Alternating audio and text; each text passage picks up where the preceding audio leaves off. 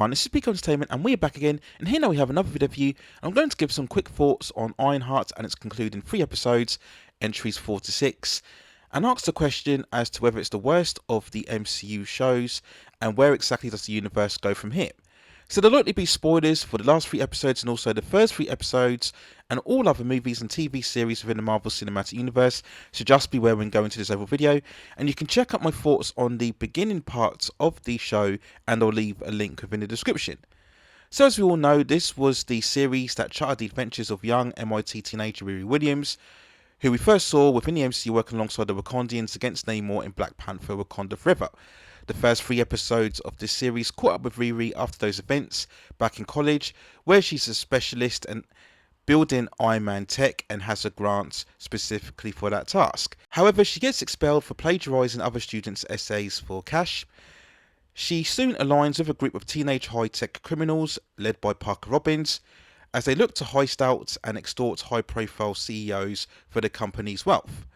Now initially, Riri joins the gang and revels in the cash coming in from all of the heists, but they soon discover that something is not quite right in terms of Parker and the mysterious powers that are propelled by the hood that he wears. After a while, Riri soon realises that she's in far deeper trouble than what she had bargained for. So the next 3 episodes picked up after Parker had realised that Riri was responsible for his right-hand man, John Steph, after she left him for dead after the last heist, which went wrong after the security measures were put in place and the team found themselves gasping for oxygen.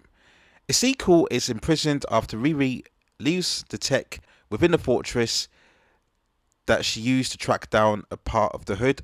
Being bullied and overall used by Riri, Ezekiel is freed by Parker and then is experimented on with Robotech and overall is manipulated by Parker to bring Riri down. After they encounter each other in a fight in the street, Riri essentially loses her suit in the battle against Ezekiel and she has to rebuild and use some more magical elements alongside the technology in order to take Parker down for good. Now, as of the first 3 episodes, I said probably the biggest issue with this series was that it was protracted. How overall the show felt like a movie that was being stretched out into a series. This is something that you could label at all of the Disney Plus Marvel shows, where you have certain scenes and narrative beats that just seem to drag on for far too long, and the story itself could have got to these points a lot quicker. And that sentiment goes double even for this time round for these last 3 installments, where sadly the overall quality had regressed even further in terms of the storytelling, pacing, the plots and the characters and their motivations.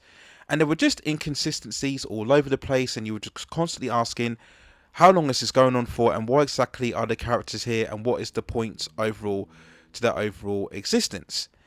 I look in particular at the 4th and 5th episodes, where we had certain sequences where nothing really happened or it didn't feel like anything significant was going on. It just made you wanting for the show to eventually reach its conclusion. These scenes involved Riri and her mother going to a shop and they meet Madeline and her daughter Zelman, and this is some sort of magical store where people can go in and extract certain magical abilities.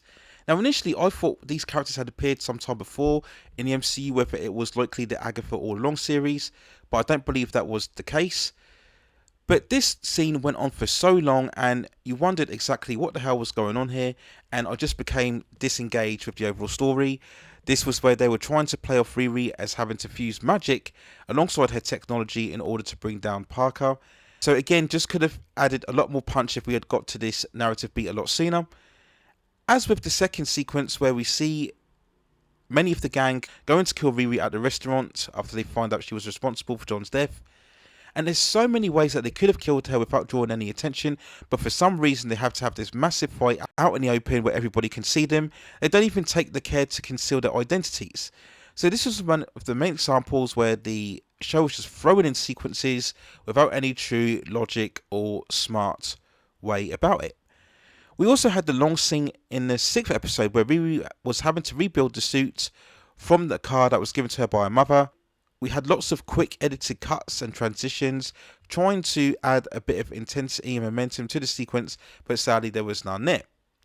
And as with all the Disney Plus shows, we once more had failed antagonists, whether it was a sequel Still in his bio-soldier form, again could have killed Riri very easily, but decides not to. And this character was just a complete waste. There was no real substantial arc. He was creepy from the beginning, and as we see him at the end of this particular episode, there's just no point to his overall being within the episode, just a complete misfire. And it turned out to be a disappointing characterization for also Parker, or the Hood. He was just another typical angst-ridden black teenager who felt abandoned by his father or surrogate parents. And that type of trope is very cliched at this point within the MCU. We've seen it multiple times, both the series and the movies. And it just makes you difficult to sympathise with the character. And this overall was another forgettable villain. So we move to the end of the 6th and final episode, where we see Riri tracking down the Hood and defeating him all too easily. We then see her meet the infamous comic villain known as Mephisto, who we had learned earlier on throughout the penultimate episodes was the person who gave Parker his powers. I'm really not sure that the show established why exactly Mephisto felt the need to give Parker these overall powers and just let him do whatever he wanted. What exactly was the deal involved between the two, I'm not so sure. So it was never clear, but essentially Mephisto tries to convince Riri to make a deal with him. She hesitates at first, but after having seen visions once more of Natalie, it's somewhat indicated that she indeed accepted the deal, as we see the same blood veins take over her hands as what we saw with Parker. And it's such a vague, undefined ending for what will likely be a one and done season. A season that for the most part seems a waste of time. Riri was a character that it just wasn't worth spending, regardless of whether it's live action or in the comic books. And in terms of overall arc, she just doesn't seem to have learned any lessons or progressed or developed even further. For the most part, she seems very selfish and only looks out for herself. And even when she gets other members of her family or friends in trouble, she doesn't seem too really focused or guilt-ridden about what happens to them. So again, just a lack of real appealing character overall within this series. And should we really care about the supposed end credit stinger where we see the Hood arriving at the magic shop? There were some references, I guess, to Doctor Strange, but again, if you were coming in fresh to the show, you wouldn't have had a clue what they were talking about. And this is at the time where I think a lot of these end credit scenes and stingers from Marvel have really lost their luster. That's in joining with the fact that the universe itself just isn't heading in as compelling a direction as what it was within phases 1 to 3. So in the end then, after all that, we ask whether Ironheart was indeed the worst MCU show or the worst entry in the universe. And overall, I'd say no. I'd say that Secret Invasion was still worse. She-Hulk and Moon Knight were all worse than this overall.